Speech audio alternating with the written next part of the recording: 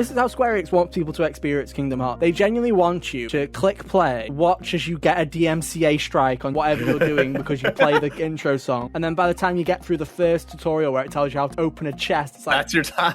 Buy the game.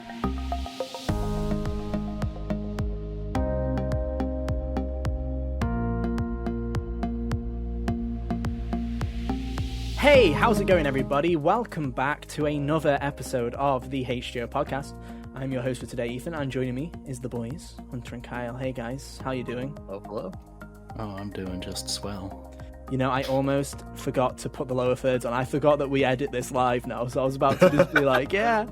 I was like, had a bit of a panic there, but we got through it. How's that been working out for you, by the way? You know, it kind of works. It's kind of annoying because you'll notice if you watch the video version of the podcast for the first quarter to a half, you'll see me doing these full screen transitions where, look, I'm on full screen and stuff like that. But then during the second half, I'll just forget. The longer it goes, you just forget. Yeah, I just forget that I was supposed to be editing it live, so it doesn't really work as well. But hey, it stops me from having to edit it at 8 p.m. the day before, so I'll take it. It's taking a burden off me. But no, you guys doing all right? You had a fun week? It's been It sure was a week. I love my favorite types of weeks are weeks where we release episodes on Monday at 6 p.m. UK time, 1 p.m. Eastern, and then literally the next day we get yeeted out of the atmosphere because the biggest news in gaming history happens. That's my favorite kind of week. Mm-hmm. I mean, to be fair, at least we didn't have to worry about, oh man, what are we talking about this week? I mean, yeah, I guess. We'll just show up late to the discussion. Yeah, but at least we'll be educated and informed. Yeah, unlike the discussion happened over the course of 3 days with the same people speculating on each day. What are you on about? Jeff Grubb has to make his money somehow, Hunter. You can't be bullying Jeff. He tries his hardest. He's Jeffy like, Grubb. It's like, oh, it's my time. It's the day of the year. It's basically games journalism Christmas when the big news story happens, and all the kids gather around the tree that is Phil Spencer as he gifts out his favorite piece of acquisition news. So yeah, if you can't tell, we're going to talk about the Microsoft Activision stuff at some point, I guess. But yeah, welcome back to the show where every week we come together to talk about everything in the world of video games, I guess. You can find us on podcast services everywhere by searching for Hot Gamers Only, or going to youtube.com/Hot Gamers Only, where you can look at our stupid faces as we talk about all this random stuff that's happened in the world of gaming this week. I've got a review up. Go check that out. You do have a review up of Arcadia Fallen, an indie game that is out on the Switch that Hunter did a lovely review of that you can go and check out. Go give it some support. Go and watch it all the way through for that watch time, guys. We would appreciate it. My brother told me he watched it and it almost convinced him to buy it. And I'm like, well, I didn't mention that it was on PC and you don't have a Switch, so I don't think you could have if you wanted to. But there you go. But yeah, you've taken me off track now. You can also keep up to date with everything on the socials at Hot Gamers Only on Twitter, and you can also send your questions, comments, concerns, feedback, good or bad, to our email address, hotgamersonly@gmail.com, just like Victor did. He sent us a lovely email that I passed forward to you guys. So shout outs to you, Victor, and thank you for supporting the show. And if you also want to get in contact with us like Victor did, you can shoot us an email, and I promise you we will read it because we do check our emails. Yeah. It was a very nice read. It was nice. It brightened my day as the snow started to fall. But and no, then encase me. But no, comments and feedback like that really do help keep this show going and really does give us the motivation to carry on. So if you do want to give us any feedback, good or bad, what you love about the show, any criticisms that you have for us moving forward, then you can shoot us them either on Twitter, you can just @ us, or if you want to do it in the privacy of your own email inbox so that you can scold us without the world seeing, you can send us an email instead. It's just hotgamersonly@gmail.com. So keep that feedback coming. Shall we start with Microsoft and Activision? I feel like we have to start with Microsoft. I feel like that's where it the should big start. thing, yeah. Yeah. Don't want to bury the lead. What are you on about? We love to keep them going because we don't want these topic of the show Andys that come in, go to the timestamp, watch the bit that they care about, and bounce out. I know what you do. I've seen you. I mean, if time stamped, then they can still do that regardless of where they go. You ruin our audience retention. How dare you? But no, I guess we can talk about it because it was It was pretty big. I didn't believe you when you sent it me. That's how I found out. Yeah. Yeah, I didn't believe what I was looking at was real either until I realized, wait, that's the real Xbox account. Well, you saw the Wall Street Journal post. That was what you keyed us right. into. I did look at that first. So about 20 minutes before the actual thing happened, the Wall Street Journal posted an article saying reports Activision are Activision are in talks with Microsoft to be bought out. And everyone was like, yeah, cool, okay. And then 20 minutes later, Xbox was like, welcome Activision to the Xbox family or whatever fucking shit they said. Right, because now I remember I sent that. I'm like, well, if nothing else happens this week, we can talk about this speculation. And I was like, no need to speculate. And sent you the Xbox thing because I was. And then over 3 days, we got our discussion topic. And it was like so annoying because I hated it because I was at work when it happened, and there was like it was one of those things where it's like I want to talk to somebody so badly right now. It's just one of those things where I'm like, oh, if only I wasn't at work. Ethan just called up his mom on his break, being like, listen, I have to tell you this. Yeah, look, I need to talk to somebody or I'm gonna explode. I was gonna call Hunter from his fucking cave that he's in right now and be like, yo, Hunter, Ethan, there's a sun behind me, so it's a bit more bright in here. I don't believe you. I just believe you constantly live in a cave. Your fuse is broken and now you just live in eternal darkness. It's only Linus's microphone. Basically, I've got a lamp over there. That's what's I'm just imagining doing most of work. Literally, I'm just imagining one of those ye olde lamps like that they used to have, where he's doing that, but it's with his desk lamp. Yeah, but it's with your microphone. You holding it like that, light in the darkness with your just like a glowing torch. mic. Yeah, exactly. Amazing. He mounts it over his bed before he goes to sleep. Basically, wouldn't surprise me. I'm gonna Hunter also got a microphone stand. I do. It's a little closer to me and in a different spot. It's just a mic stand that my dad would use when he went to play gigs and stuff. Radical. I have now appropriated it. Yeah, I'm trying to get the Microsoft Activision news article up so I can actually read it so we can do a good job of describing it. But way to do your due diligence. Yeah, thank you. But it was Microsoft to acquire Activision Blizzard to bring the joy and community of gaming to everybody. But no, I'm not going to read through all of this. There's so much random garbage throughout all of it. But I think some of the interesting points were, because there was so much to talk about, because this happened, and I feel like everybody went in 6 million different ways. Because, it started with the exclusives, the exclusive like little console fanboys came out of their caves going, what happens to Call of Duty? What happens to Crash Bandicoot? What happens to Overwatch 2 that's never coming out ever? And it's like, they started happening. So obviously the talk about exclusivity, the talk about Bobby Kotick being fired. Is he out? Are we kicking Bobby Kotick to the corner because we didn't know? Are we kicking him to the curb finally? What happens to all the studios? Is COD going to be a yearly franchise anymore? All these questions came out of like, will the Sony stock market stop plummeting? Like, will it ever see the end of this ride? Will Hunter and I finally buy Xboxes? Who knows? I'm already, like I said, guys, I know I joked at the start of this month when I was like, God, look at the Game Pass month this month. Phil must know that I've bought an Xbox and like, now it's time to start making moves, guys. But this is taking the piss at this point. Like, I've had, in the month since I've bought an Xbox Series X, you got that month of Game Pass that included Mass Effect and Hitman 3. Mass Effect, Hitman 3, Danganronpa if you want to play Danganronpa, but already played it. Don't need that shit. Then on top of that, Nobody Saves the World. Nobody Saves the World, Windjammers 2, all the classics, all the big blockbuster games, that Rainbow Six Ubisoft game that literally zero people give a fuck about, that I was going to test for the podcast this week, but I saw it was like 80 gigs, and I'm like, fuck you, Easgamo, I'm not downloading that shite. So, yeah, there was all that stuff, and then this on top, I'm like, fuck me. Like, people said that... People are like, Xbox has a quiet couple of months, they're not going to do anything. They've not got games coming out. It's Sony's time to shine with Horizon and Gran Turismo. And then they're just doing this shit. And it's like, oh God, it's only January.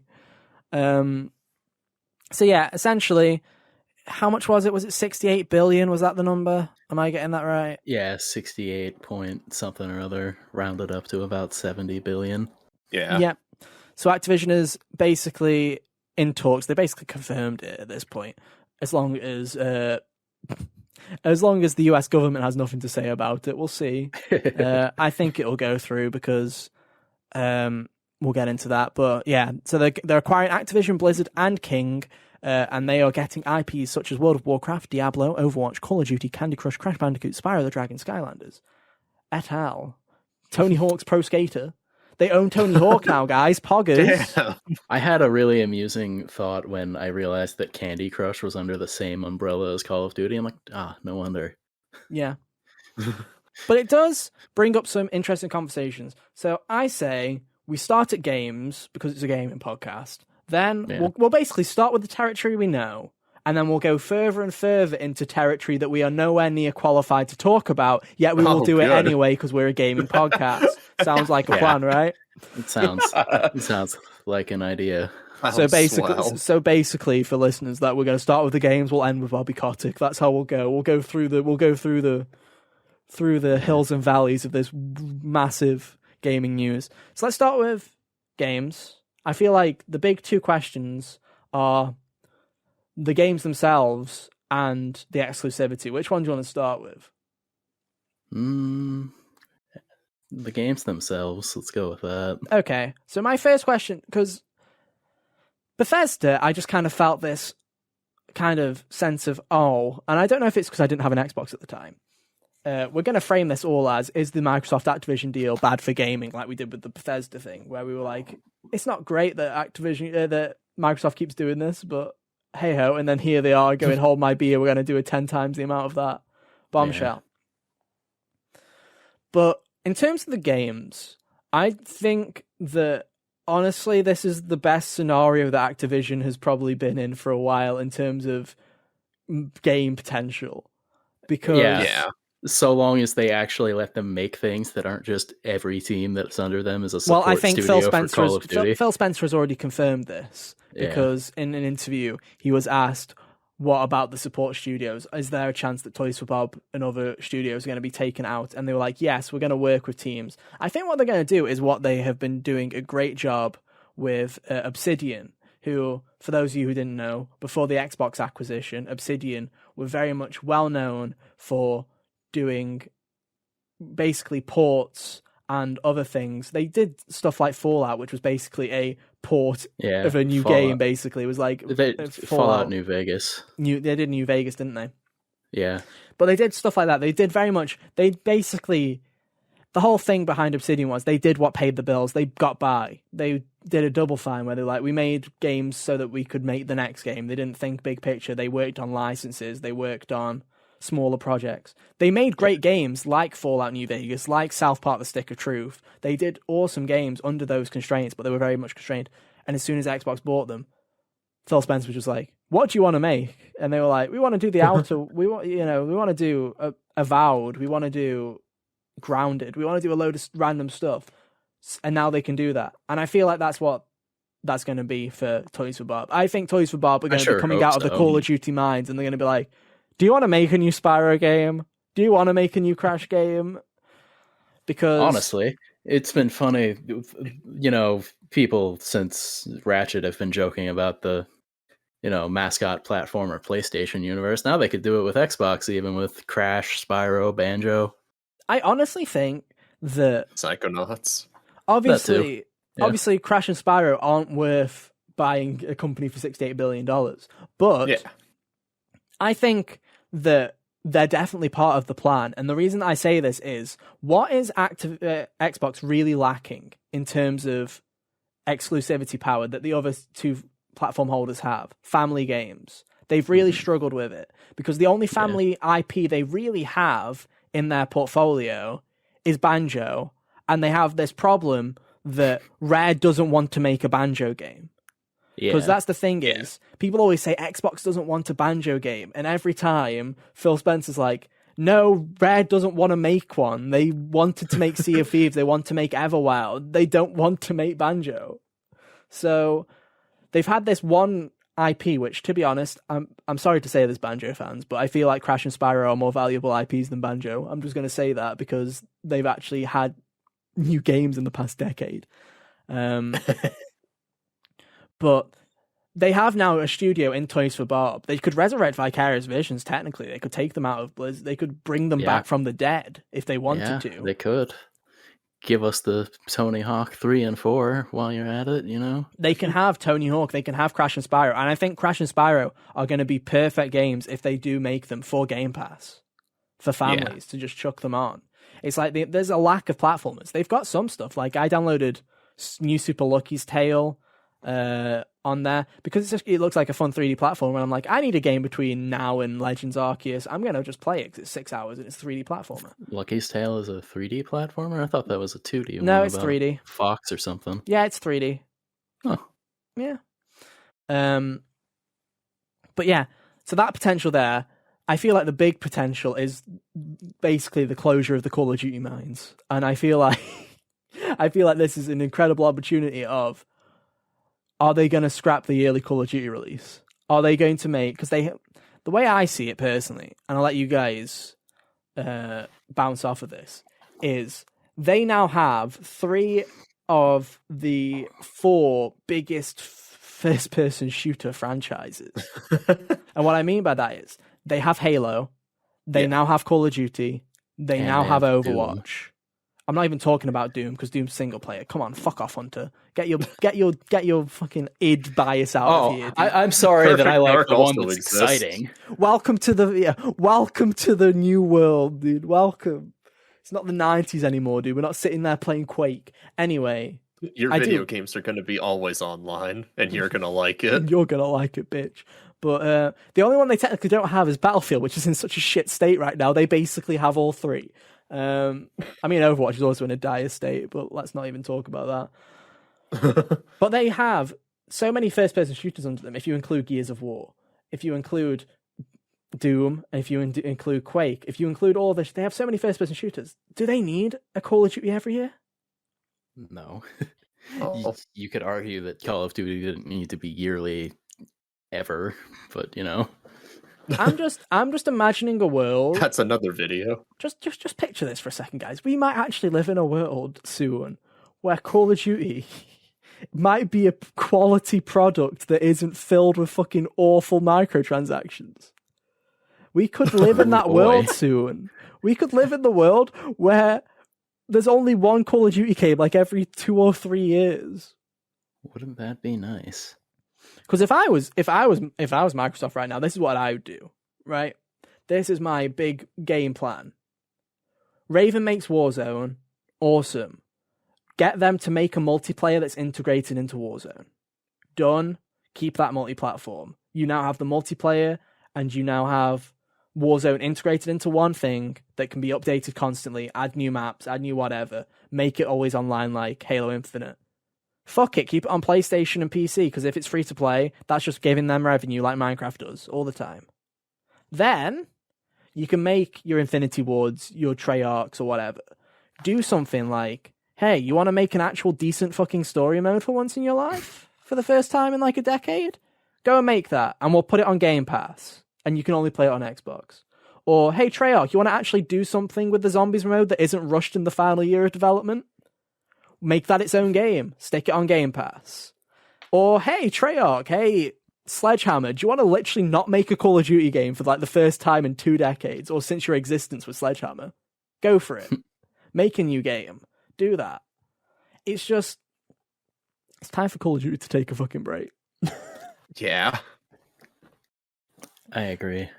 And I saw a funny tweet. Someone was like, Phil Spencer's checking the quality of his $68 billion acquisition or whatever, because people saw him, he was playing Call of Duty Vanguard this weekend on his account. And it's like, yeah, if he's playing Vanguard, he's probably like, yeah, fucking needs a break.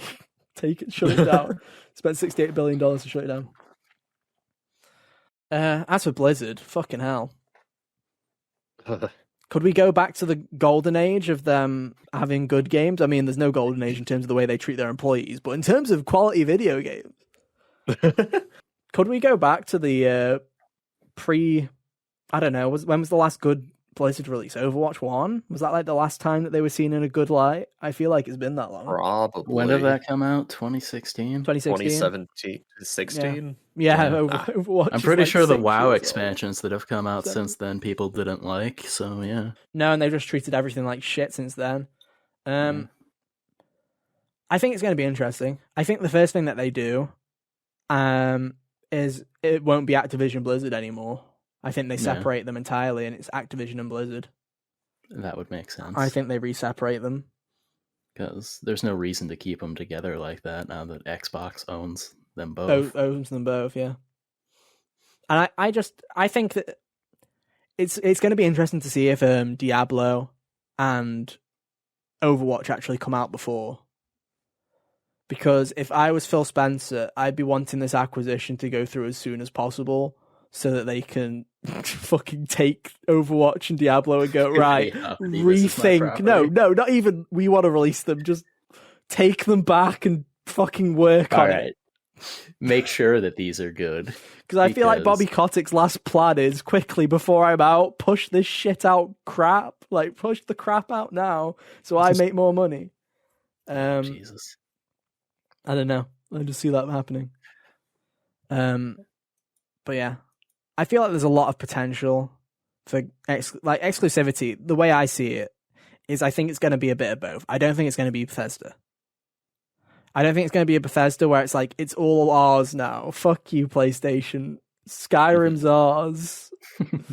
I think it's going to be a mix of both. I feel like especially Warzone's going to stay multi-platform. I feel like they want Fortnite with that shit. Yeah. Like I say, I wouldn't be surprised if they did a multiplayer integration into Warzone and make that free to play as well and make that multi-platform. I feel like if it's online, it's going to go multi-platform. Yeah, that would check out. Yeah. That makes sense. Because all that would do, especially if it's free to play like Warzone is, all that would do is give the player base the chance to be bigger. Yeah, that's what I think. I feel like when it comes to your single player stuff, your Crash Bandicoots, your Tony Hawks, yeah, they're going to be on Game Pass and they're probably going to be exclusive. That video clip of Xbox taking Crash Bandicoot away is probably true as he goes away to Game Pass land. I'm hoping that just means more Crash and Spyro because it's been looking dark since Toys for Bob was taken away. So I'm just hoping that it means because Crash 4 was such a good game. And so was Tony Hawk for Vicarious Visions. Yeah. Like, good Tony job. Hawk was great, and they were like, sucks good to job. be you. Get fucking nuked. And then poor Spyro only got the reignited trilogy. Didn't even get a new game. Didn't even get a chance. We can pray. And CTR as well. Like, fuck me. Oh, like, CTR was great. CTR was great, and B-Dox was just like, right, straight to the Call of Duty mine you go. Thanks for fucking playing. Oh, man. That's awful. I guess we should talk about the Bobby Kotick-shaped hole in the conversation. Yeah. Because we waited a week, we actually have more confirmation on this. I feel like a lot of people were going there. Is he gone? Is he not gone? We're pleased to say he's fucking going. Yeah. Hopefully he will also be banished to Siberia and sacrificed ritually. Can I just say, guys? Can I just say, congratulations to us. We got Bobby Kotick fired. We got him fired. It was us. We did it. We spoke up. We spoke up. We have been saying fuck Bobby Kotick for at least a good month and a half now in every episode, and it finally paid off. In 18 months, he'll be gone. Little known fact: Phil Spencer, big fan of the show. He is. He's a massive Wouldn't fan. that be something? That'd be wild. Plot twist: he sent me my Xbox. No, he didn't. My bank account says otherwise. Phil, where's our Xboxes? Hey, Phil. Phil, if you want to send the guys some Xboxes, I'd appreciate it. Hey, Game Pass is great. I just need something next gen. I'll take anything. I'll take a fridge or a Nintendo's not putting anything out. Hey, Switch 2 in 2024, guys. Look forward to it. But no, I do feel like it's weird, right? Because it's like, from the gaming industry perspective, I'm like, this is pretty bad in terms of an omen for the future of where the games industry's going in terms of consolidation, right? Mm-hmm. But also, I feel like this is the only way that Activision was going to get fixed, if it makes sense, with someone.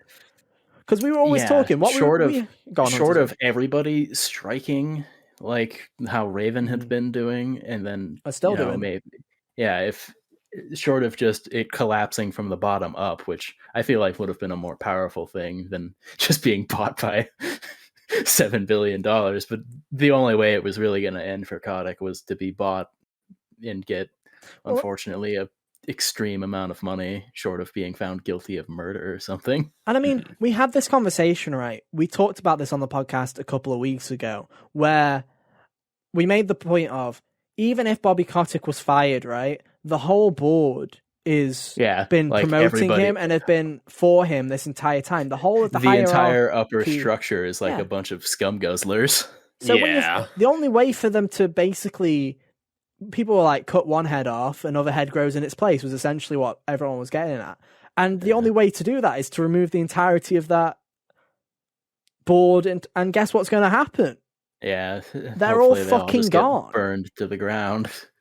They're all fucking gone. Well, it will happen, Hunter. I can tell you for a fact, because they basically showed a fucking flowchart of, hello, my name's Phil. Here's all my lackeys. We're coming in. Which I do love, by the way. I do love the fucking shots fired. Like, they can't, for legal reasons, say that they hate Bobby Kotick and are like, we're going to fire the shit out of all of them when they're done. But I love the balls of Phil Spencer to then go in the exact same post. By the way, here's our hierarchy at Xbox. 7 out of like 13 of us are in the higher ups are women, and we're coming in and we're going to take over the entirety of Activision. I just kind of love that. The only way they can make this better, and I really hope they do this, is Microsoft hires Jen O'Neill, but like for Microsoft before the Activision, and reinstates her as head of Activision for Xbox. And I feel like that would be like the biggest fucking power play. That's a power move. That would be the only way that it could get better.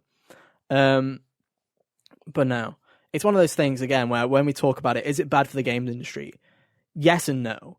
I feel like it's good for the employees, and I feel like it's good for Activision, especially when you hear what the other apparently EA was in the conversation of buying them. If EA bought Activision, that would not have made things better.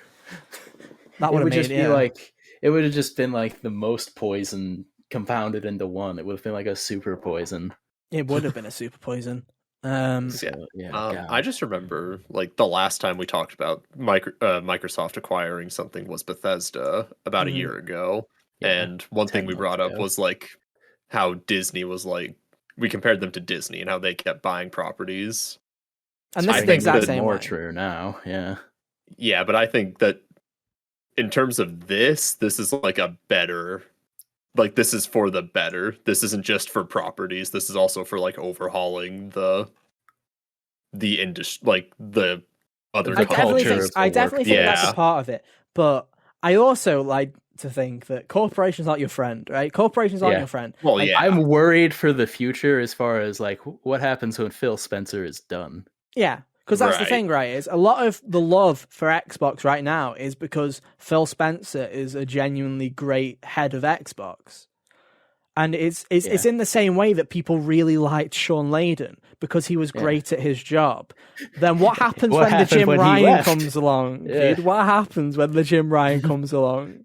And don't get me wrong, right? I feel like when Sean Layden left and Jim Ryan was reinstated basically back as the head of PlayStation, everybody went, oh, fuck, here we go again, PS3 2-time.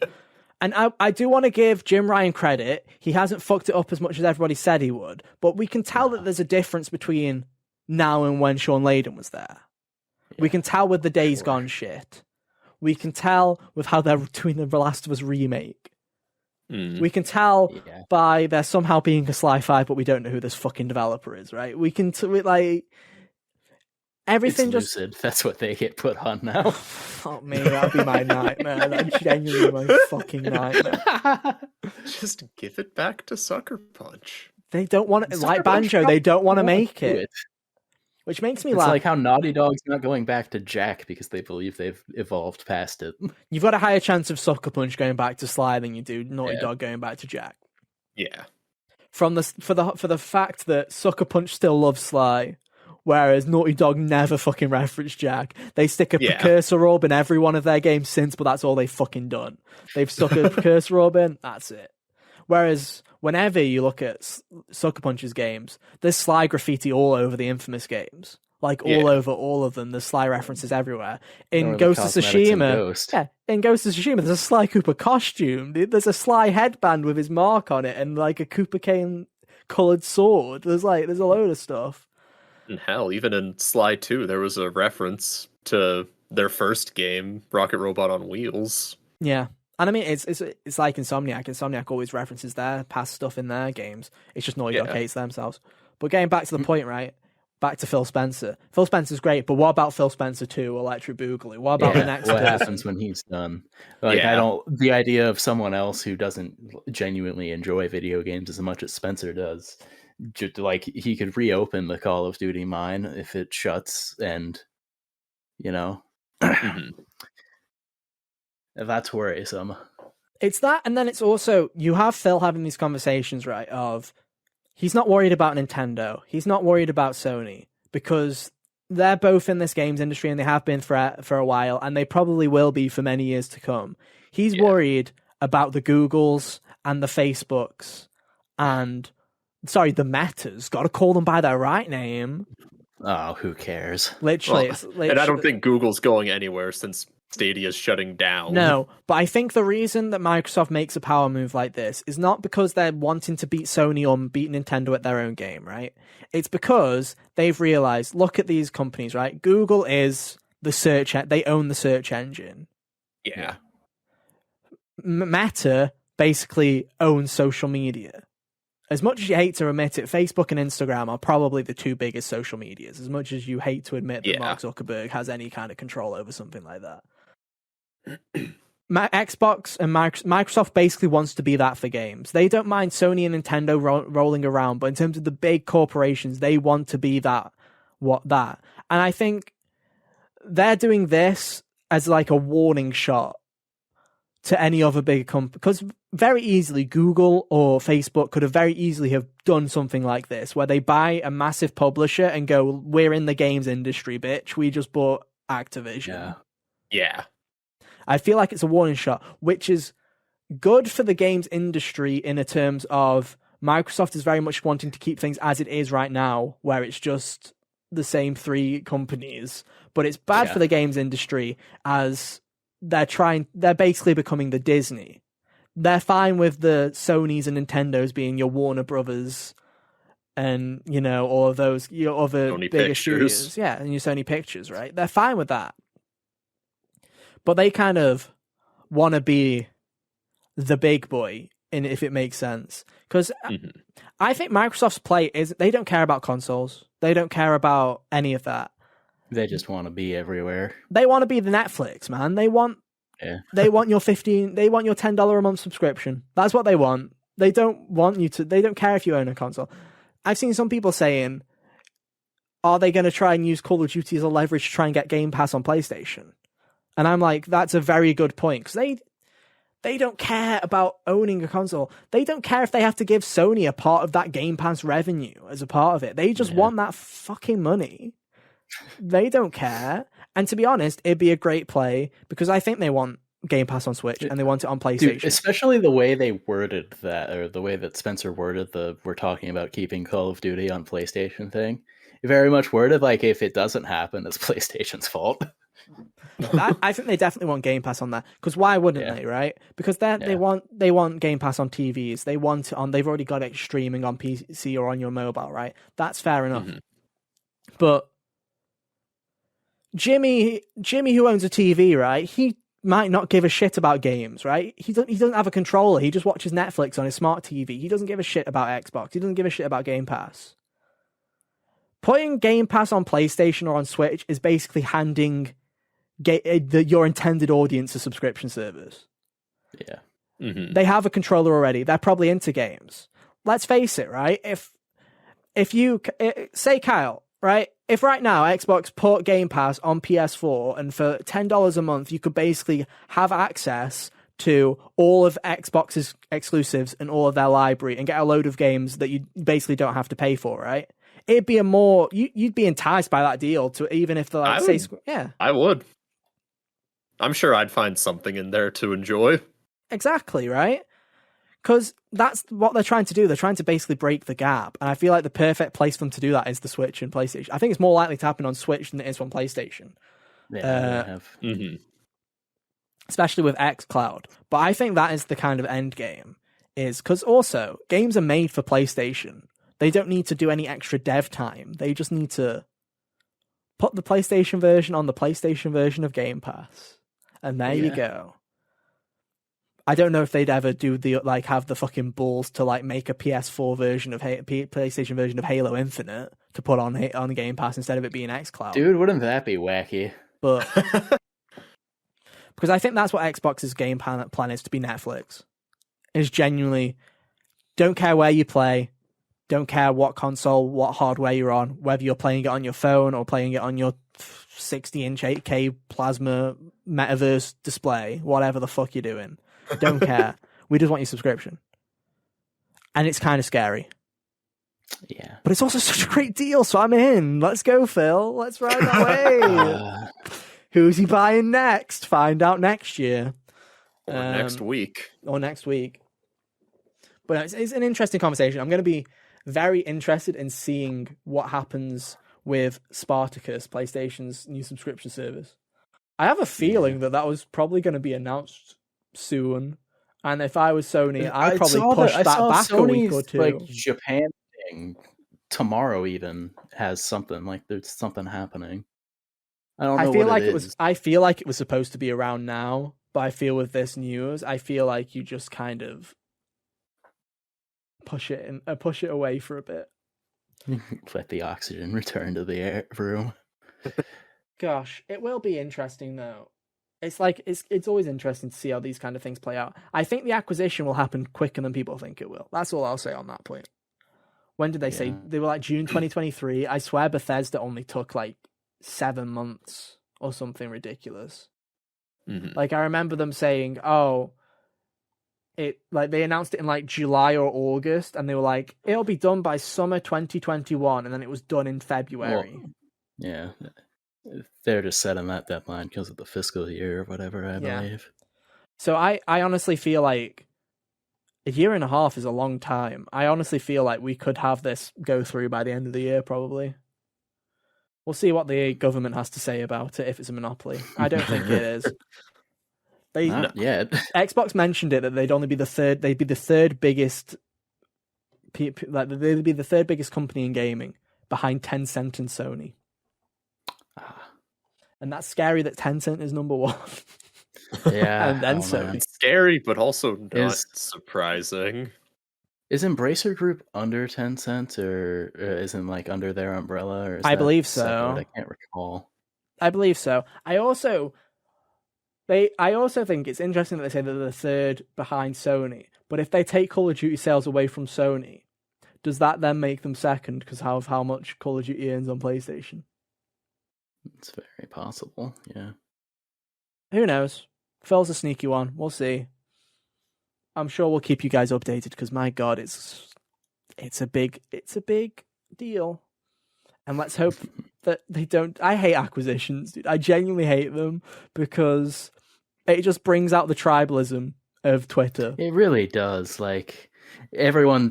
So many people are just trying to boil it down to win and lose instead of thinking about PlayStation takes the L, guys. Yeah.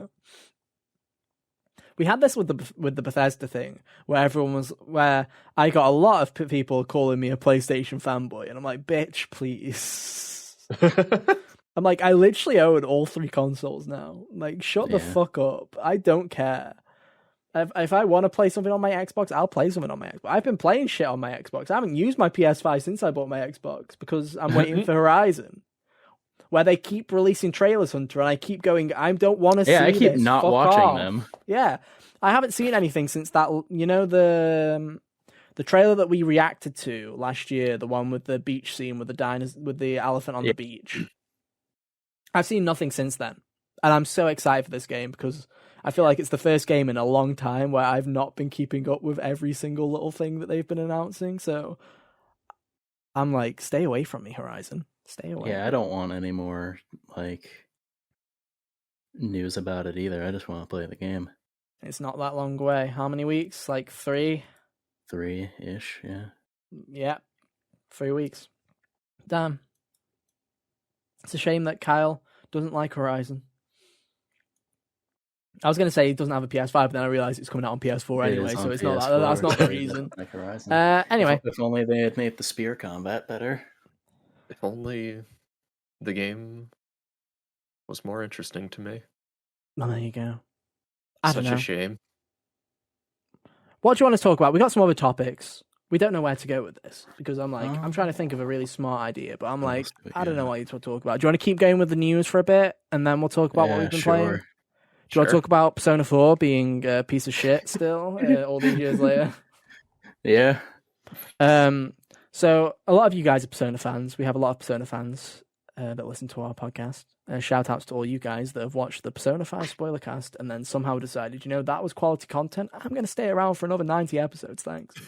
And also shout outs to the people who keep coming back to that episode. Yeah, seriously. I haven't listened to that episode You're since. the real winners. I genuinely, I honestly, it's probably the episode that I've listened to the least, like, in terms of amount. Like, I go back and listen to episodes here and there to try and see if we've improved and stuff like that. That episode I've never touched because it's our most listened to episode by a landslide, and I'm like, I don't want to even have an opinion on it. I'm just going to let that one live, and you guys seem to love that episode. So I'm just glad that one lives with you guys, and I've basically passed that on. I'm not even going to touch it. But one of the things that people have been looking forward to with the Steam Deck is, finally, Persona 4 is on another handheld that isn't the PS Vita. And do I have news for you? It's not looking good. Because just like Assassin's Creed Syndicate being one of the only 9 games not supported by the PS5 for some reason, because why is such a random game like that not supported? Syndicate. Yeah. That is just random. It's a shame it's a good one as well. It couldn't have been like Unity or let me just annoy Assassin's Creed fans by saying Origins. Yeah. But it was recently announced that Persona 4 Golden is not currently compatible with Steam Deck. Oh my god. And when we mean not compatible, this poor game. We mean Steam Deck. Steam Deck has multiple classifications. It runs perfectly, runs okay with some tweaking, might run okay, but we're not guaranteeing that you're getting a good performance, and this shit don't work. And Persona is classified as this shit don't work. That's won't let you even try. And I'm just a PS2 game. Why? And all of people are like, finally we can play it handheld in 60 FPS. They're like, no, you can't, fuckers. You back to the drawing board. And my favourite thing is Steam was pressed for comment and they were like, we have no clue why it doesn't work. We're going to look into it, but why? Oh my god.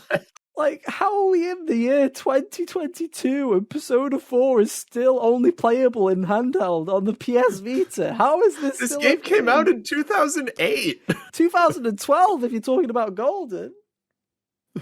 And it was Arena Ultimax is coming to Switch. Please, for the love of God, stop with the rumours. Put Persona 4 Golden on a fucking console that isn't the Vita. Please, put it on Switch. I don't think they can. Maybe it shouldn't be that hard at this point. If you can put it on Steam, you can put it on PS4. It is literally a potato can run Persona 4 Gold. Kyle, a potato can run Persona 4 Golden. Well, yeah. On my PC, which isn't anything impressive, it was expensive, but not that expensive. Not PC expensive, guys. Let's put it that way. When I was playing it, I could play it at the 8K super sampled resolution, where I was playing it in 1080p, but it was rendering at 8K at 200 frames per second or whatever bullshit, right? It was 4K, I think it was 4K downscaled to 200 frames per second. But the Steam Deck can't even support it. What is this shit? What is this witchcraft? I genuinely don't get it. What? Atlus's March announcement better be, we fucking got a banger for you today, guys, because so far the year of Persona is fucking vinyls that cost $400. Interesting at best. Yeah, it was vinyls that cost $400, Shop Atlus shipping being like $6 million to get it anywhere outside the US. Persona Orchestra not for you foreigners, and then Arena Ultimax coming to Switch, but not Golden. On last-gen consoles. Yeah, on coming to PS4 and Switch. Consoles that didn't have the game that it is a sequel to. And then having the trailer say, experience the sequel to Persona 4 Golden, and then all the fucking Switch and PS4 fans are like, huh? What's that? Never heard of it. What does that mean?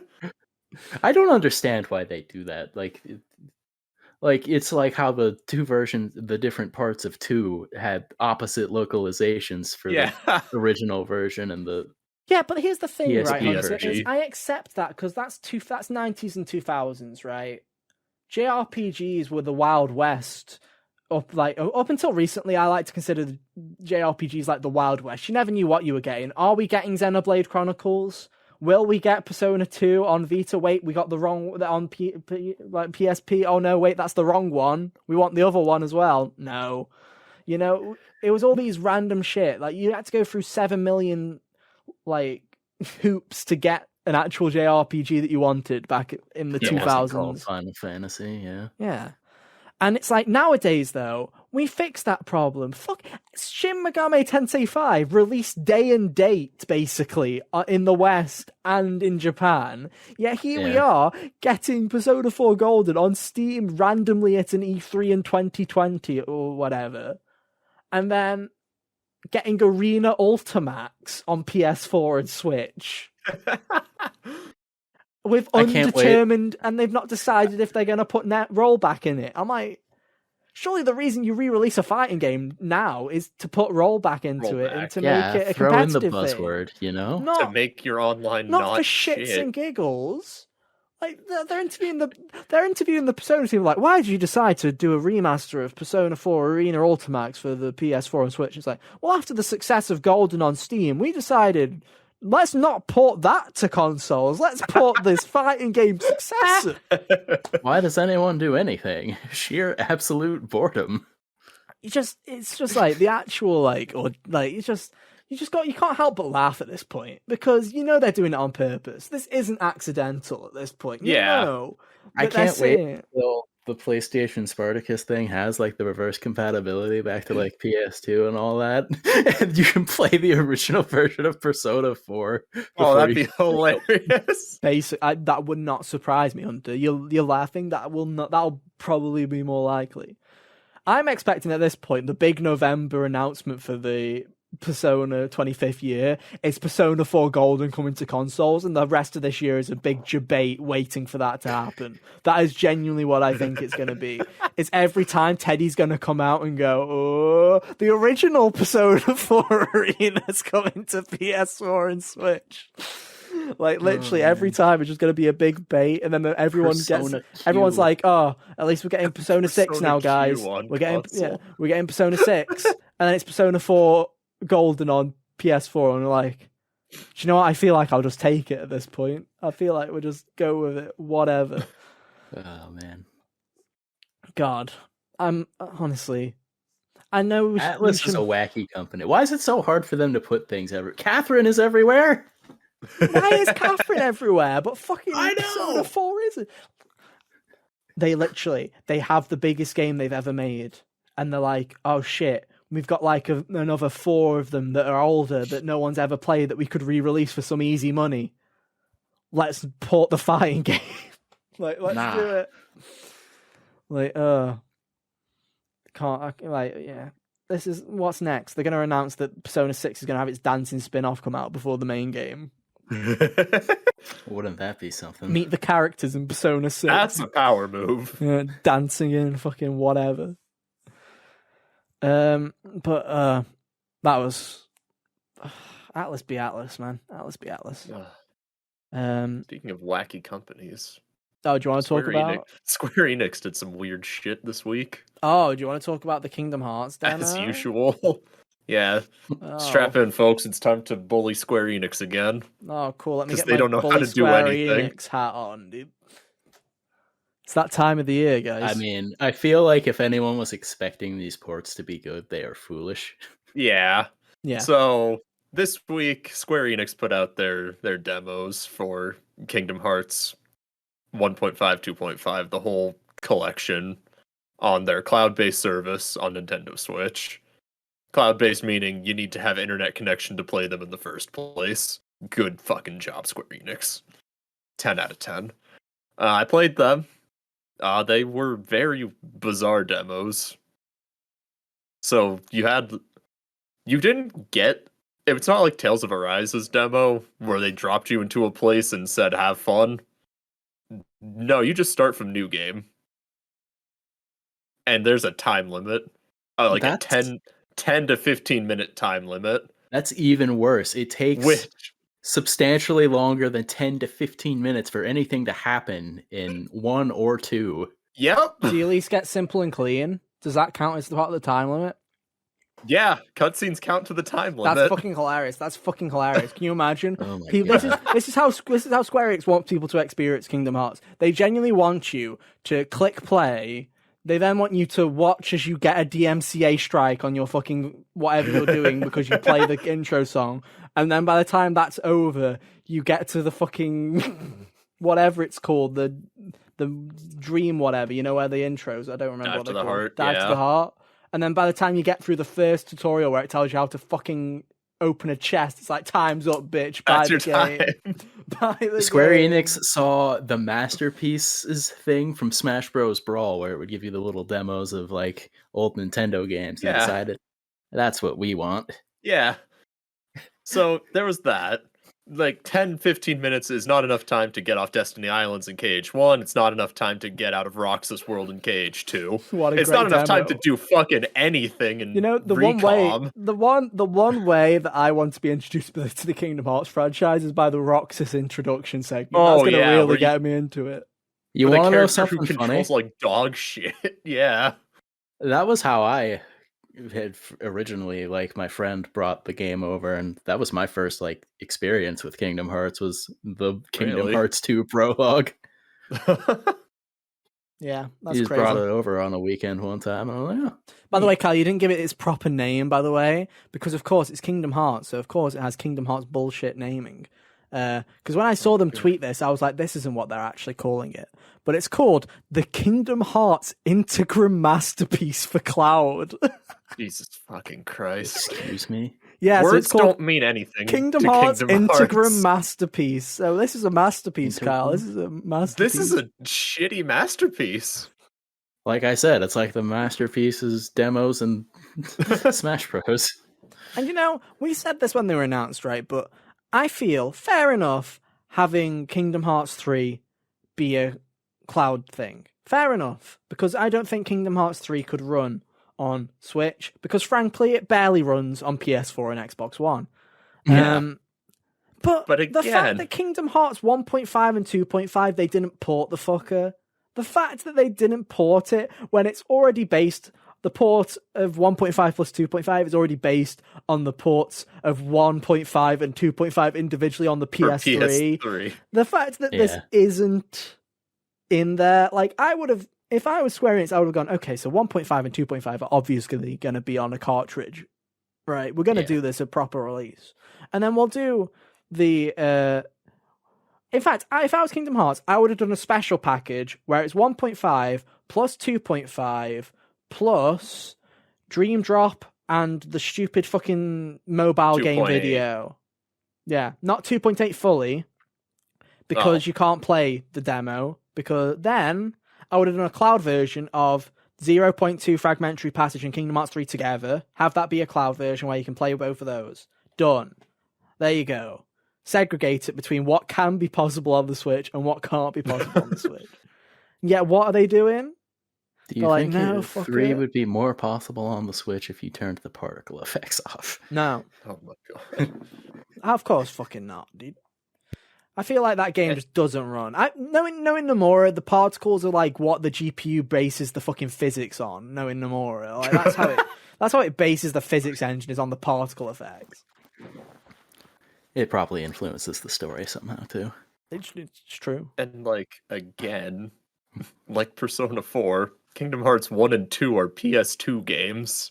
Are you really going to tell me a PS2 game can't run on a Switch? Like, natively? Devil May Cry looked like it ran fine. DMC3 ran fine. Yeah. Like, I know that's how you played it. Yeah. I know the Switch isn't amazing in terms of, like, hardware power, but this is taking the piss. It could handle PS2 games, come on. It handles PS4 games. Like, Insane Trilogy, CTR, Spyro Reignited, all on Switch. Overwatch is on fucking Switch. It probably plays like ass, but it's on Switch. But it's there. They have The Witcher, or The Switcher. That does look like ass, and it's on Switch. Although, to be fair, Witcher always looks ass on console, because it does. And I'm sorry, haters, but I'm sorry, but it's true. If you're not looking at Henry Cavill, what's the point? I'm really hoping that in the PS5 version, there's like a Henry Cavill skin. They just use him as the face model. There's like a Henry Cavill skin, and I will use it just to spite Witcher fans. I haven't even watched the Netflix show, and neither have I. I've just seen clips and heard toss a coin to your Witcher. Great song. It is a jam.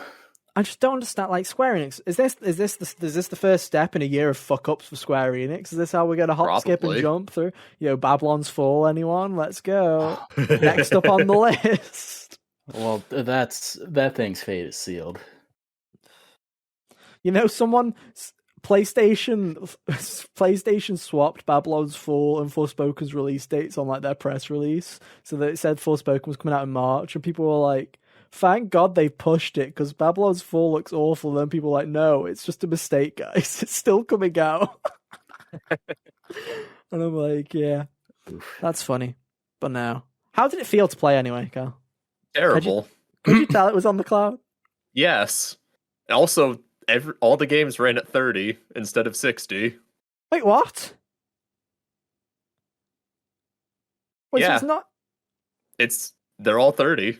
Why? 30 FPS. Why? It's not being played on the Switch. I'm not Square Enix. I'm not smoking whatever crack they're smoking, but I'm like honestly shocked that that's at 30. It's streaming. What the fuck? Like on PS4, it's on 60. On Xbox and PS4, it's in 60. Yeah. On PC, you can. I know on PC when it came to Epic Game Store, you can like toggle between 30, 60, and even 120 FPS. But that's a PC thing. And I'm sure that they're running it on like PC SKUs, like they're using PCs as like their whatever they're called. I can't remember what they're called. Their servers that they're using to actually run the hardware. They're fake. It's like hardware, but it's on a server. I can't remember what it's called. They have a special term for it, and I don't remember what it's called. Virtual machine? No. Okay. I'm trying to think what it's called. It's basically where you basically stick a console in a server rack instead of. It's like what xCloud and PS Now uses. I don't remember what it's called. But I'm gonna look it up anyway. So final thoughts, Kyle, on Kingdom Hearts while I look it up. If this is your only way to play Kingdom Hearts, don't bother. I guess I could recommend it, but other than that, like, you're probably better off either just using Epic Game Store if you have a decent enough PC to run it, or finding a last gen console secondhand. Like, it's not worth it. It's not good. Like, maybe this is just me being way too used to 30 FPS or 60 FPS. Sorry, but like, I've also been playing KH2 Rando on emulator, and the emulator runs better than the Switch. And that's a shitty PS2 emulator that has no competition and drops your inputs all the time. So that's a better experience. Just sounds tragic. If it's your only way to play it, go for it. Also, the other thing about the demo, I need y'all to know this. You only got to play, like, per account, you only got 2 plays. Not 2 plays per game, 2 plays. You pick 2 things. 1.5 and 2.5 is 4 games. Oh, could you not pick the movies? I think that would have been funny if you could have picked the movies. No, that's the other thing. You could pick the movies. But Ethan, hear me out. The movies got desynced. The audio desynced in the movies.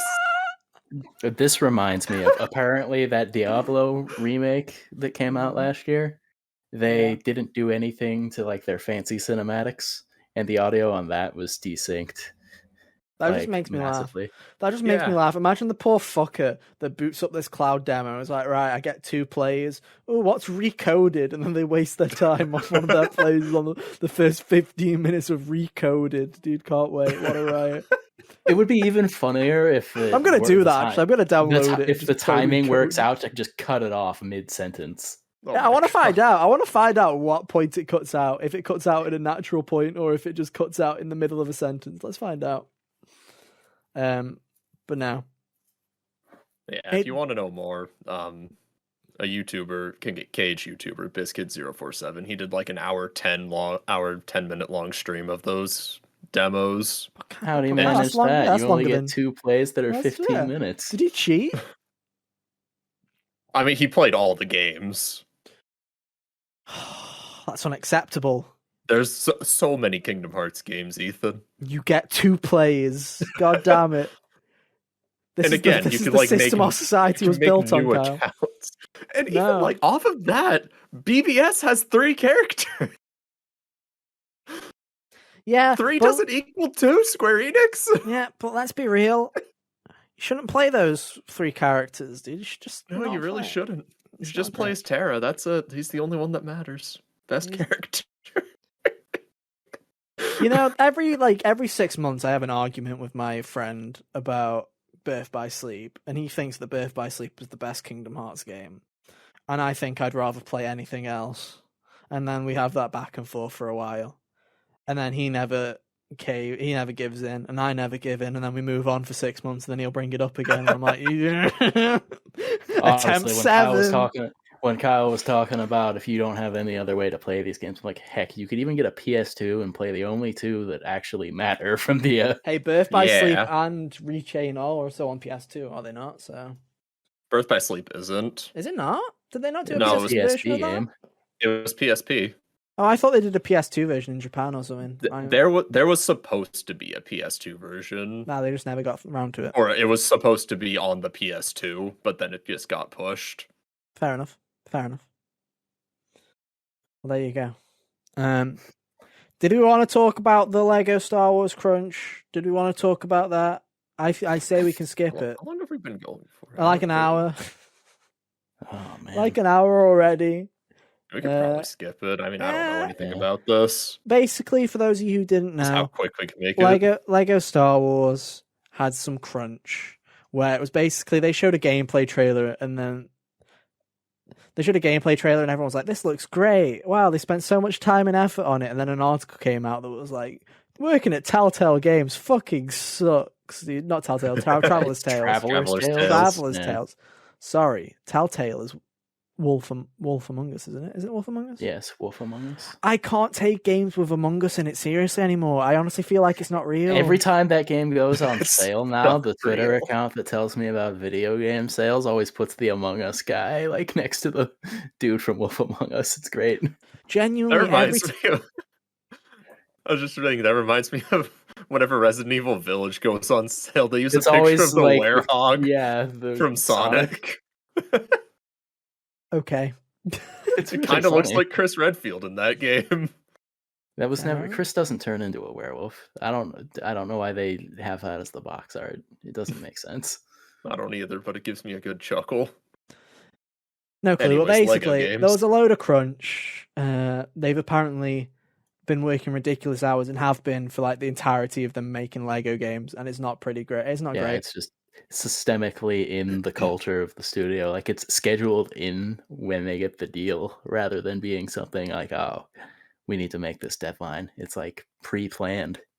It's really messed up. I mean, and it's like, it's really messed up. And I don't know, some people are like, oh, it's a shame this game looks so good. And I'm like, fuckers, you've played Lego Star Wars how many times at this point? Like, come on.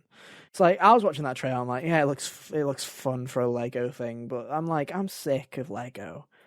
Like, aren't we all sick of these now? Like, unless you're like a 7-year-old, I'll excuse the 7-year-old. I'll excuse the 7-year-old from liking it.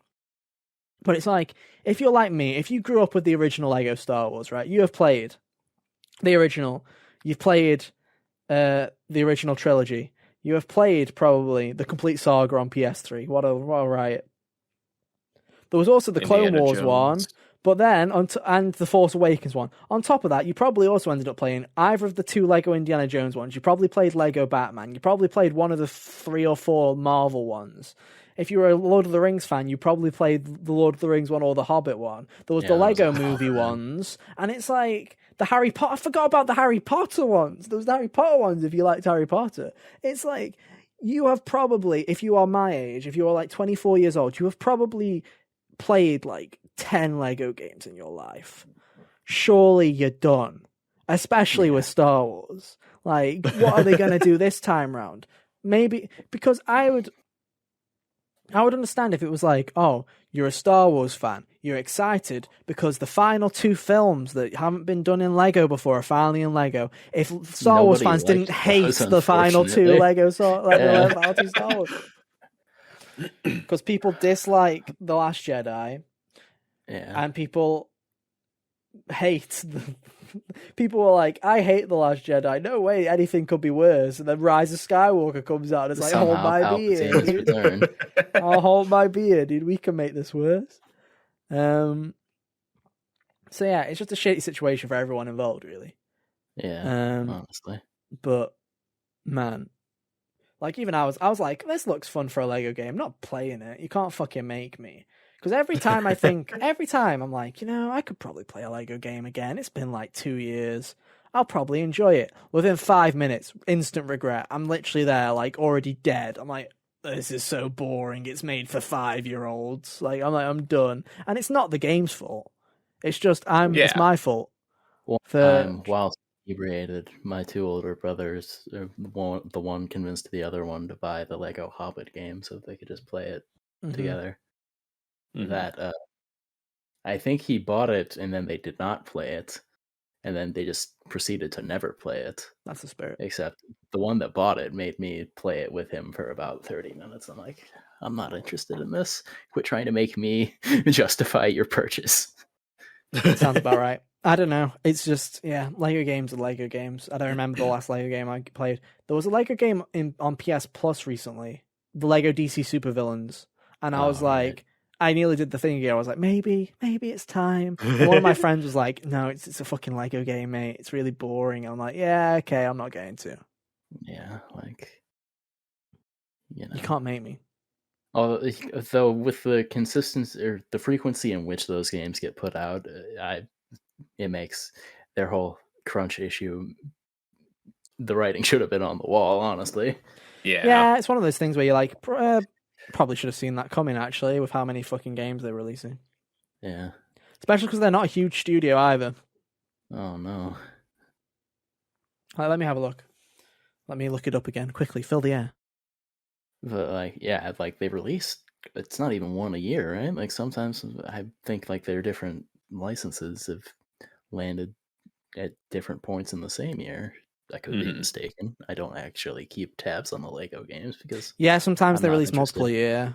Yeah, because it's all tied to movie tie-in deadlines that don't have that has zero give. Yeah, I'm trying to figure out how many employees they have. It's not. Remember when Traveler's Tales made Crash Bandicoot games? It's. The company employs more than 150 people, apparently. Wow. But they tended to release between 1 and 2 games each year.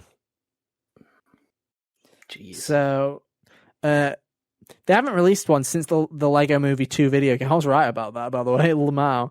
That was in 2019. 2019. So they haven't released a Lego game in 3 years. It will have been 3 years, I believe. Yeah. It will have been over 3 years because Lego Movie 2 video game was February 2019. Oh, so wow. It's been a while. But before that, they did one in 2019. They did DC Super Villains in 2018. Then 2 in 2017. 1 in 16, 1 in 15, 2 in 14, 1 in 13, 2 in 12, 3 in 11. Jesus. They did Lego Star Wars 3, Lego Pirates of the Caribbean, and Lego Harry Potter Years 5 through 7. All in the same year. Lego Pirates of the Caribbean was pretty fucking good, though. Give them that. I'll give you that one. Give you that one. Lego Indiana Jones 2 was the year before that. I can't believe that one is older than Pirates. Pirates felt older. But hey, there you go. And then before that, they did 3 games in 2008. The original Lego Indiana Jones, Lego Batman, and The Chronicles of Narnia, Prince Caspian. Not a Lego game, but they did that. Oh. Oh, okay. I was going to say, don't remember that one. Being Lego-fied. Then before that, they did Transformers, not Lego-fied, and Lego Star Wars The Complete Saga. Then in 2006, they did Super Monkey Ball Adventure. And Lego Star Wars 2 and Beyond Bionicles. At 2005, Lego Star Wars 1, that's when this hell started. F1 Grand Prix, The Chronicles of Narnia, The Lion, the Witch, and the Wardrobe, which I played. Weird game. It kind of ripped off the Return of the King video game for PS2. Interesting. Because Return of the King had a really interesting kind of menu where you went from level to level, but it was like kind of a progress bar. It was kind of weird how you had branching paths and stuff like that. And that did the same thing, but it was on the wardrobe instead of being on the menu. I'm like, wow, this is it is like an 8-year-old. I was like, this is blatantly ripping this off. And then we'll go back to 2004 where they made Crash to Insanity, and there you go. Oh.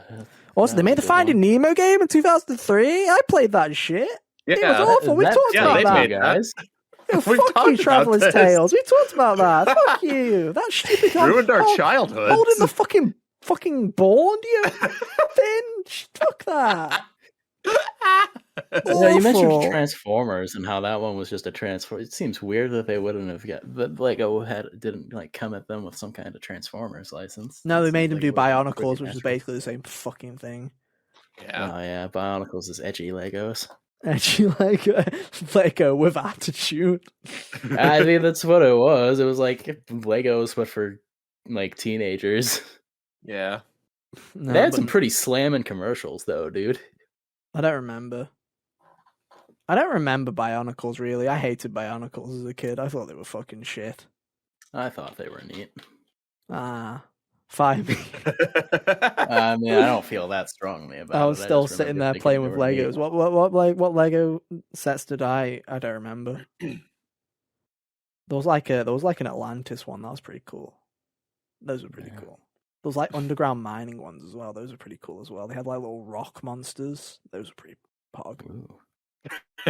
Rock monsters. Speaking of rock monsters, and I don't know how to make this a fucking segue. I guess we'll wrap up with what we've been playing. Cal obviously mentioned his Kingdom Hearts thing. I have played Mass Effect 1, ladies and gentlemen. It's only 15 years late, but I finally played it. Hey, you still beat me to it. You beat me to it too, and I've actually wanted to play those. Hey, and all it took was it being on Game Pass. Great deal, or whatever the fuck everyone has to say on a podcast after they say the words Game Pass. What's the term? The greatest deal in gaming. Blah blah blah. Free to play up to level 60. Free to play up to rollback netcode. Features the Endwalker expansion and Knuckles. And Knuckles.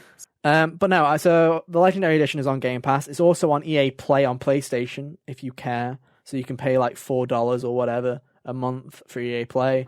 Or you can do what most people will do, which is give them $4 for 1 month, binge the Mass Effect trilogy, then cancel that subscription if you care to do that. You can. I'm not about that because I don't like binging trilogies because I do what I did with this Mass Effect game where I finished it today and I was like, oh, I could start the next one, but I know I'm going to get burnt out by a third of the way through it. So I was like, no. Mm-hmm. Which would be a shame because everyone says that 2 is the best one. Yeah, but people say that 1 plays like shit, and I don't think it plays like shit. And I don't know if they just did that big of a glow up on the Legendary Edition, but I was surprised at how functional it was. It was quite fun. So now, for those of you who are not in the know and are like us, who were like the 5 people who haven't played Mass Effect before, it's an RPG where you play as a Colonel Shepard. Commander. Is it Corporal Shepard or Colonel? I've played fucking 18 hours. Commander. Commander Shepard. I'm pretty sure it was Commander. Is it Commander? There you go. I knew it began with a C. I was like, what the fuck is it? Is it Commander Shepard? Yeah, it's Commander Shepard. Colonel. That's what I'm getting mixed up with. That's genuinely what I'm getting mixed up with Metal Gear. Yeah. Now I've got Colonel stuck in my Commander Shepard. Thank you for saying Commander again. I forgot it instantly. But no, so you play as Commander Shepard, and you are basically hunting an alien down, a rogue alien. It's basically the story. So it's basically you're a part of the years, whatever. I think it's like 2050 or something. It's like in the far-flung future, we find alien tech on Mars, and it advances us like 200 years into the future, basically, of our technology. So we join the space civilizations and basically join the Council of Space People. And basically, yeah, and basically you become a Spectre, who is like one of their highest ranking kind of military people who can go in and do anything that they want. And you're hunting down a rogue Spectre who is doing something that might destroy the galaxy.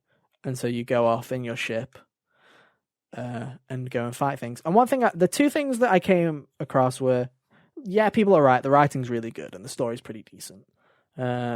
Shocker, BioWare has good writing. I am really shocked. Or used to, at least. Yeah. But no, the story is really well done.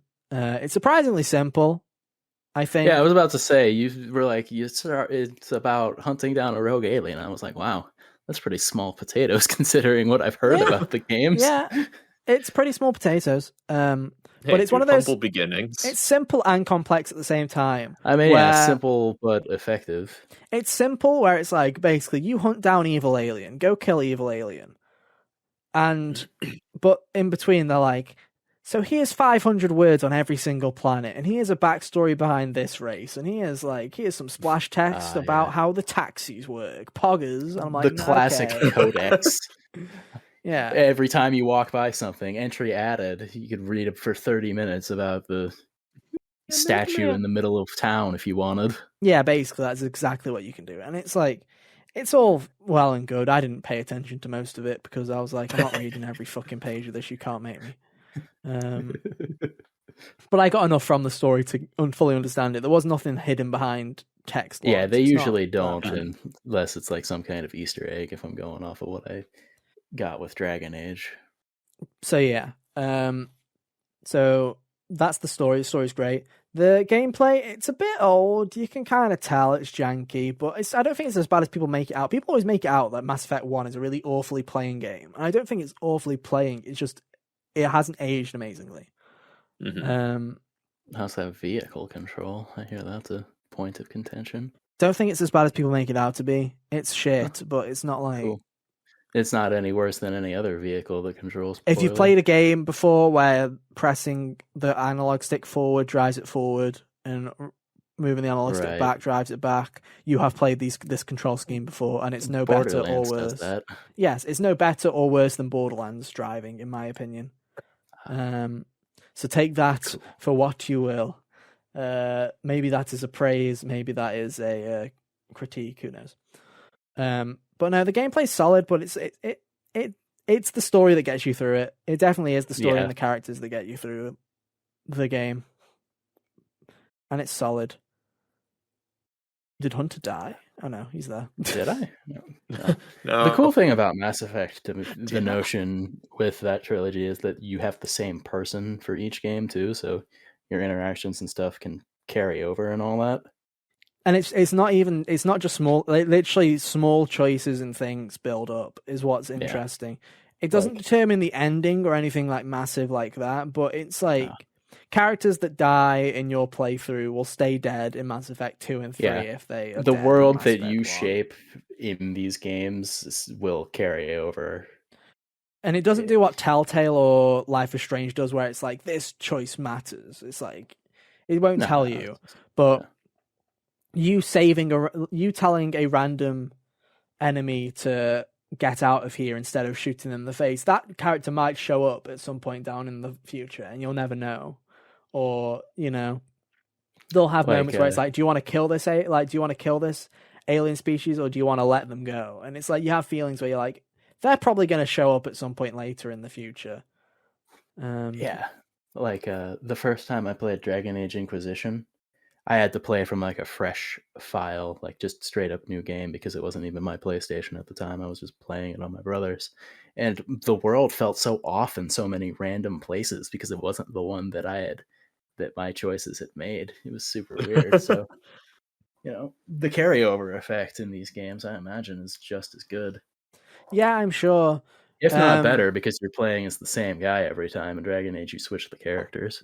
I mean, my only critique of the performance and the story is the main character, because I played as John Shepard personally. Well, you can call him whatever you want, right? You can call him. The last name stays the same, but you can give him whatever. You can call him Tim Shepard if you want. You can call him Frank Shepard. I just called him Ethan because that's what I do, because I'm a nerd. But I played as the male version of Shepard, right? And some of his lines just sound so off. And it's one of those games where you can tell. Femshep. That's Jennifer Hale. Yeah, I know it is, but I was like, I'm just gonna play as them. Because I wanted to go through the male character. Basically, the way I determine if a character creator is good or not is how good the male character creator is, because you can always make great female characters from even a shit character creator. Yeah, they do. Yeah, they do. It's really hard to make a good male character and character creator, because they usually have way less options and are way more generic. And I was surprised at how well it's a really good character creator. Like 4 different hairstyles. Yeah, it's bald. Oh, shaven, the hairstyles are shit. Medium or long-ish. Yeah, but never long enough. But the character, that's the main reason. So I was like, yeah, I'll just go through it. And once I'd spent like an hour and 45 minutes in the character creator, I was like, fuck it, I'm just gonna stick as the male character. But whereas everyone else feels like they're going through a story, Shepard, at least male Shepard, feels very much like, yo, I've got like 5 times the amount of lines as you guys have, so some of these are gonna sound out of context. So like everyone will be having like just a calm discussion, and then you'll pick an option. And it'll be like, I don't agree. And he'll be like, you're wrong about that one. And I'm like, it's like fucking Danganronpa. It's like Makoto going, no, that's wrong, every fucking 5 minutes. Like, can you, like, someone's like, I'm just eating a cereal bar. That's disgusting. Like, it's like, okay, what the fuck is happening? Like, calm down, Shep. And I don't know if that's just I just don't know if that's a Mass Effect 1 problem, or if that's going to carry on. I'll report. I would imagine that the guy probably got better at the role. I don't even know who voices Mel Shepard. On it. Yeah. But I imagine he probably got better as time went on. People grow into their characters when they're the same person. Yeah. Mark Meer. Don't know who that is. I am not familiar. He is known for his role in the Mass Effect trilogy, in which he plays Commander Shepard. What else does he do? Mass Effect, Dragon Age Origins. Oh, who was he in that? Athras. Gatekeeper, Werewolf. I'm just seeing Unscrupulous Merchant. Voices. Pearl Dwarf Companion. I remember the Unscrupulous Merchant. In Dragon Age Origins Awakening, he was the Withered, the Lost, the First, the Herald, additional roles. Oh, he was on the Talking Darkspawn. In Dragon Age 2, he was Jathan, Hybris, in additional roles. He was in Baldur's Gate, and Baldur's Gate 2, and Baldur's Gate Siege of Dragon's Spear. And he's apparently not been he just chills out in BioWare properties. And that's about it? Interesting. Yeah, I'm just trying to see if he's been in anything else. No, not really. No, I'm not seeing anything. That's the spirit. But yeah, his voice was kind of meh in the game, in my opinion. He's the one character that always sounded off. So I don't know. Jennifer Hale is probably does a better job, to be honest. Yeah. But hey, I'm not going to do it. I will do another play. I might do another playthrough at some point. It's one of those games where I was like, I could play through so you can take the version you want with you to the next game. No, because I was happy with my choices, and I'll just carry on playing as the character that I am now. But if I ever play it on PlayStation for the trophies, like a horrible, horrible human being, I will play as Femshet just to see the differences. But yeah, it's fun. It's good. Like, I had a blast. I played it in like 3 sessions. So, it's one of those games where you can play it like 6 hours in a row and be perfectly happy playing it. You saying that you've got through it as quick as you did is nice too, because when I do buy the trilogy, I'll probably want to, it's nice that I could potentially just knock one out really quick. Oh, I did side quests and stuff as well. So if you just main path that bit, I did the DLC quest as well. So if you main path that bit, you could probably get it done in 12 hours. Like, you could just like cruise through it in like 2 days. Probably you could. It's a weekend. Scoot. It's a weekend game. It's a weekend game.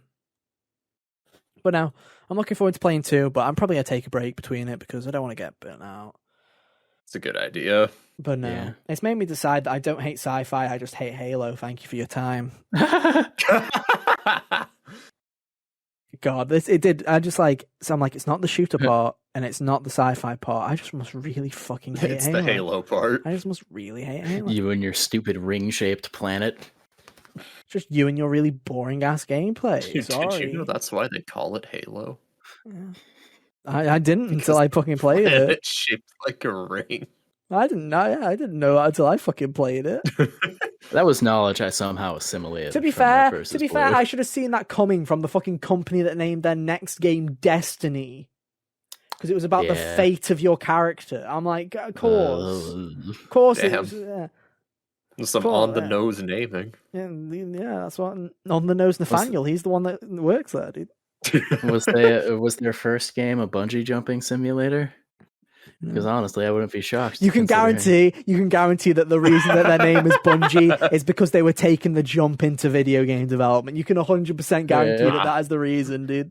In fact, Hunter, you tell us about Windjammers 2 to wrap us up while I go and look up that to see that it's 100% All right. true. So, Windjammers 2, I was going to joke around with Kyle and tell him to buy this too, just because I was like, haha, it's on his draft, I'll play it. Sure.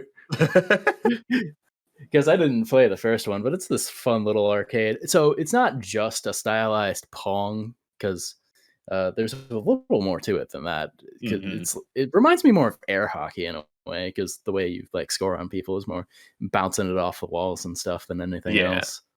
So a lot of times there's different courts, and they all seem to have various different goals. Like there's one that will shoot you for 3 points, and then 2 other. Sometimes it's one gets 3 and 2 others get 5 on the sides, or sometimes it's the ones on the sides get 3 and the bigger one in the middle gets 5.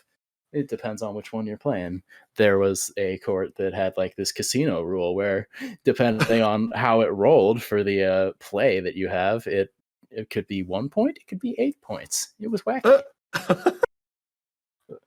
As far as how it actually played, it took me a minute to get the hang of, which was weird. I feel like this should be quicker than it is. Why am I only slowly throwing this disc? Yeah. But once I got it down, after getting the hang of it for a minute, it ended up being kind of cool. Like things would get faster. The CPU reacted well enough. And, so I managed to stop a few shots that made me feel kind of cool when they were like, oh, yes, cool power-up thing. And I like rolled into it and was like, no, throw back. Also, apparently, if you finish the arcade mode of the game with a character, they have endings, which I wasn't expecting. Yeah, that's actually pretty hard. And the character I beat it with, their ending was super weird. I was like, what is this? Nice. Bungie was just named because Bungie sounded fun, guys. That's why. No, that's we actually don't know the reason. The 2 reasons on the internet is because the owner thought that it sounded fun, and then the other rumor is that it's the punchline to a really dirty joke that they've never told what the joke is. So you choose your path. Is it Halo or is it Destiny? Is it really obvious or is it like a metaphorical thing? You choose. You do you. So yeah, Windjammers 2. Maybe they were born with it. Maybe it was Maybelline. How much was Windjammers 2? It was like, I think it's like $17 right now. Fucking hell, you could get that on Xbox Game Pass. Sure could. Just so you guys know, I did not play Windjammers 2. I also didn't play Nobody Saves the World. I'm great. Yeah. Didn't have time. I forgot Windjammers 2 came out, to be honest, because I heard about Nobody Saves the World, because everyone was like, it's good. Not as good as we thought it'd be, but it's good. And then Windjammers just kind of didn't happen. What was Windjammers Open Critic? 78. 78. Wow, that's not bad. Yeah. I think it's the same that the first one got. Wow. That's bullshit. That's right. For what it is. I mean, it was entertaining enough while I did it. I played it for a little bit while I was listening to a video. You picked up new Xenoblade game, you bastard, dude, you bastard. Oh, did he? Dude, I snagged that for $1. Yeah, well, I was more boring with my first pick. I didn't pick anything. What'd you guys get? Total War, Warhammer 3. Oh, you lame. Don't support this Warhammer baloney. Why? I wasn't going to until I watched Easy Allies do their fantasy game draft, and then they were like, it was like one of their first picks, and I was like, why the fuck is it one of their first picks? And then I looked up the open critics one of them just of the a other. geek? No, because I looked up the open critics of the other two, and let me get it up. Total War Warhammer 2. Oh Jesus! Let me look it up because it was like they get like stupid numbers, dude. I was like, fuck it. Where is it? Come on, load Open Critic. It got 86. I was like, what the fuck?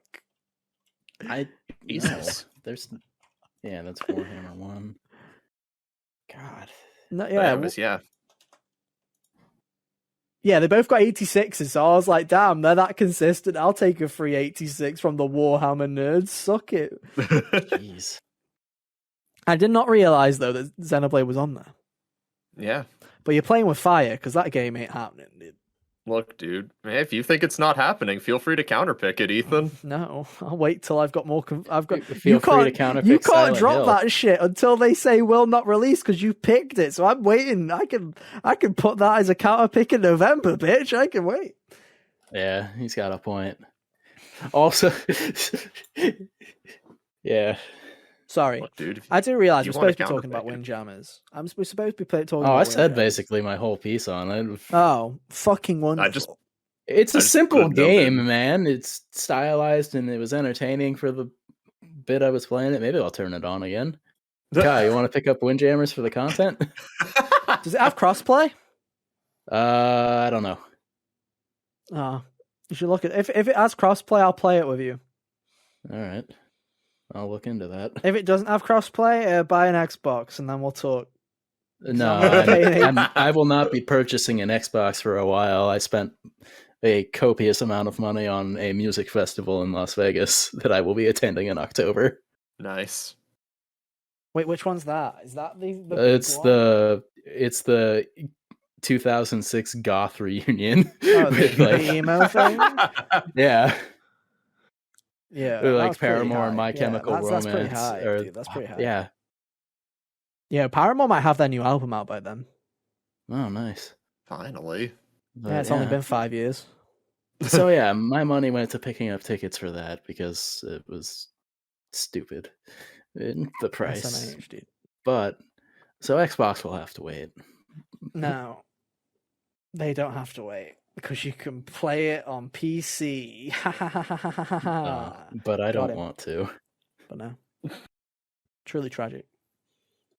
But no, to be fair, that festival, I was like, damn, that's a lot of emo, dude. Like that was like a lot of. Sure was. I was like, it was funny too because I looked at it and I was like, $200 for a general admission ticket. I was like, God, that's silly. It's because like all the value. That's like 8 concerts that I go to combined. As far as like the money. But then you go and see 8 different acts. Think about it. It's even more than that. But then the longer I looked at that thing, the more I convinced myself, like, I could afford it. I could make this happen. It'll be worth it, dude. It'll be worth it. It will be. Yeah. I don't doubt it. It was just it was just the initial like knee-jerk reaction of that's a lot for a ticket. I just love, my favorite part was when as soon as Paramore was announced, people didn't give a shit about the festival. They were like, they're touring again. That means they have new music because they only go back on tour when they have new music. Oh man. And then I just had to wake up out of my fucking grave and I was like, oh shit, is it that time of the decade? Pog, let's go. Wait, do they only tour when they have new music? Yeah. Yikes. That's no, so the way that Paramore works is they release an album, they will then literally tour that album for fucking years, where they will literally like tour it for like 2 or 3 years. And then when they get sick of touring the album, they're like, okay guys, we're going on break until our next album. And then they'll start touring again when they're back. I was sitting here thinking the way that happened in my head was more like, oh, they go on a tour and, you know, maybe more for different regions of the world and all that. But then no, they very much are the kind of artists to go tour, take a break to write music, tour, and take change a break. The band members. No, they're not changing it this time. This is the first album. This will be the first album without a change. Yeah. Nice. Oh, wow. They're all staying, apparently. Maybe they'll add another person, but unless they don't, it'll be the same. We'll see. Anyway, we're not a music podcast. Not until April Fool's Day. We're here to talk about Windjammers. But no, we've talked about Windjammers. Go pick it up if you like Windjammers, I guess. I imagine if you like the first game, you'll like this one. Or if you're bored, yeah, exactly. If you're bored and have $17 to throw away. Or you have Game Pass and like, fuck it. Or you have Game Pass. Best deal in gaming. Best bollocks in gaming, dude. Let's go. But yeah, we've been rambling. We're pushing it now. Let's just get out of here, dude. Let's get out of here. I'm tired. It's been fun. Right. As always, our links are on screen right now. You can go and follow us on your favorite social medias if you want to keep up to date with everything that we do outside of the podcast. But hey, if you only care about the podcast, that's cool too. You can go and follow us on Twitter at HotGamersOnly or subscribe to the YouTube channel at youtube.com/HotGamersOnly. And hey, if you don't want to look at our stupid faces, that's cool too. You can head on over to your favorite podcast service, search for Hot Gamers Only on places like Apple Podcasts and Spotify. And yeah, with that, that's been our show. You can also get... I'm going to keep promoting the email at hotgamersonly@gmail.com. You can do that too. If you want to be more formal and be like... Man gets one email. Yeah, no, I've realized that I have had a couple of emails, but because we never promote it, I'm like, oh, I should probably promote that, because I feel like people just go to like the Anchor page and realize that we have an email, and I'm like, yeah, I should probably promote that. Checks out. Especially if you're in a probably podcast. Also put that in the Twitter bio. Just be like, I think it is in the Twitter email. bio. I think it is in the Twitter bio. Yeah, business email. Yeah, it is. Hotgamersonly@gmail.com. It's our location. That's our location. It's hotgamersonly@gmail.com. But yeah, that's been our show. Thank you ever so much for listening / watching this week. Who knows what the fuck we'll talk about next week? Hopefully there's not an acquisition. Legends Arceus. So I'll be ill next week. It's been fun. But no, I guess we'll talk about Legends Arceus next week. But yeah, have an awesome week until then, I guess. And yeah, we'll see you next time. Bye. See ya. Toodaloo.